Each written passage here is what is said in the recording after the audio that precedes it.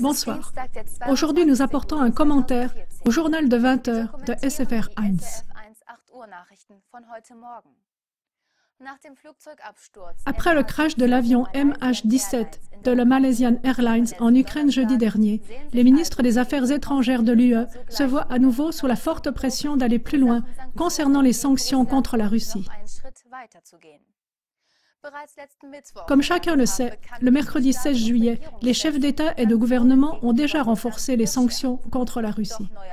Mais depuis peu, comme décidé, l'UE veut sanctionner des entreprises en plus des personnes individuelles.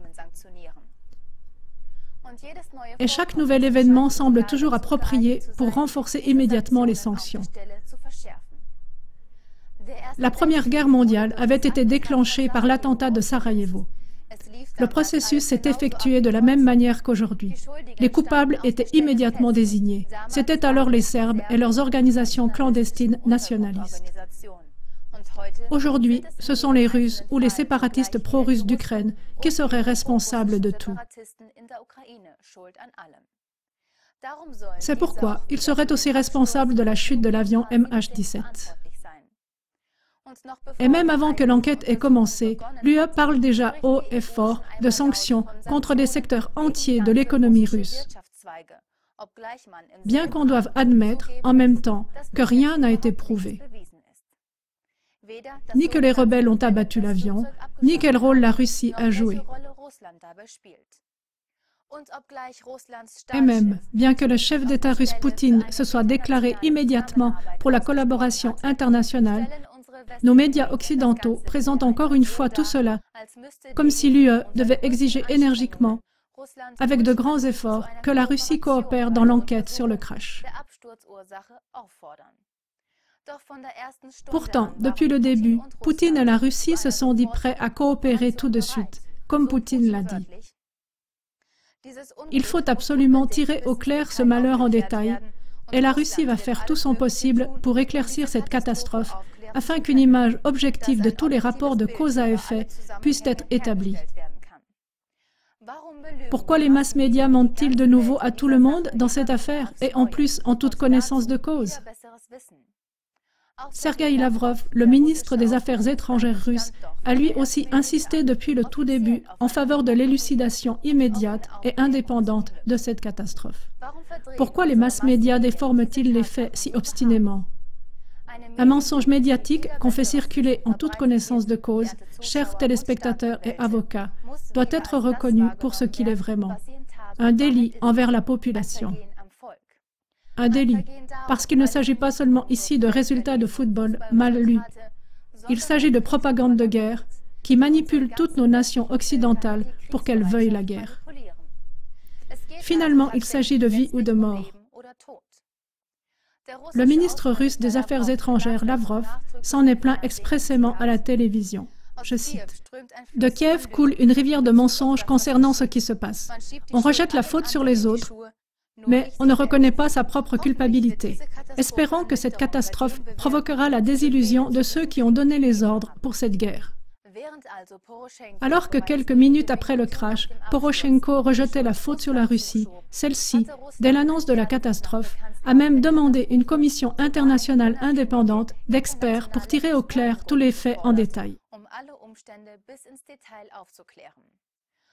Mais malgré tous les efforts de la Russie, nos mass-médias occidentaux concoctent d'autres sanctions de l'UE contre la Russie. Si celle-ci s'opposait à l'élucidation de cette catastrophe et supportait militairement les rebelles à l'avenir. Contrairement aussi à toute possibilité technique, les prétendus rebelles pro-russes sont accusés d'avoir abattu cet avion de ligne. Les dirigeants de la République de Donetsk soulignent expressément que leurs armements anti-aériens atteignent seulement une altitude de 3000 mètres. Mais l'avion était à une altitude de 10 600 mètres. Des experts militaires russes ont démontré que le lieu de l'accident est situé dans la portée effective de 2 missiles anti-aériens à longue portée, ainsi que de 3 missiles de moyenne portée de l'armée ukrainienne.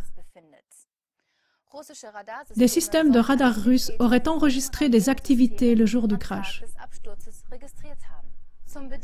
Pour la commande d'un tel système, on a besoin d'un centre de commandement, de systèmes de radar et d'une formation d'au moins une année. Il est impossible que les prétendus séparatistes soient à même de faire marcher un tel système. Mais en dépit de ces faits, le Premier ministre britannique, David Cameron, a de nouveau immédiatement fait le forcing pour une sanction dure contre la Russie. Le conseiller du ministre de l'Intérieur, Zorian Chiriak, a sauté sur l'occasion et a écrit sur sa page Facebook: les États-Unis doivent livrer immédiatement des armes modernes et ciblées et nous aider dans la lutte contre les terroristes de l'Est. Et l'OTAN doit lancer une invasion terrestre afin de sauver le monde civilisé. Et voilà de nouveau le penchant incessant à la guerre d'agression, camouflé en guerre humanitaire. En dépit d'un tel bellicisme, nos mass-médias résument ainsi les buts des États-Unis et de leurs vassaux avec les mots de SFR 1. Le but derrière toute chose est toujours le même. La Russie et les rebelles devraient être poussés de force à faire la paix. Cependant, seul celui qui veut la guerre orchestre une guerre. Comme Klagemauer TV l'a évoqué tant de fois, l'Ukraine est maintenant poussée, de façon ciblée, dans une guerre par procuration avec la Russie. S'il vous plaît, n'arrêtez pas d'examiner ces rapports. À qui sert une guerre contre la Russie?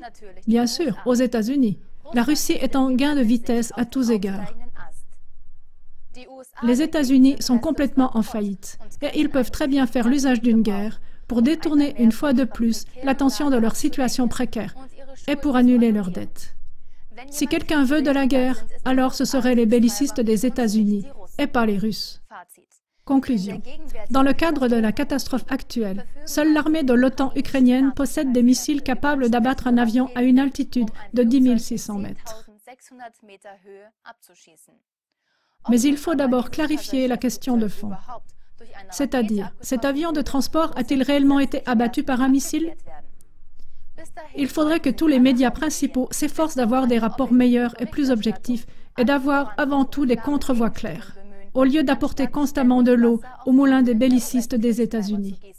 S'il vous plaît, propagez ces informations pour que la lumière vienne dans l'obscurité, que la clarté vienne dans la confusion. Merci beaucoup.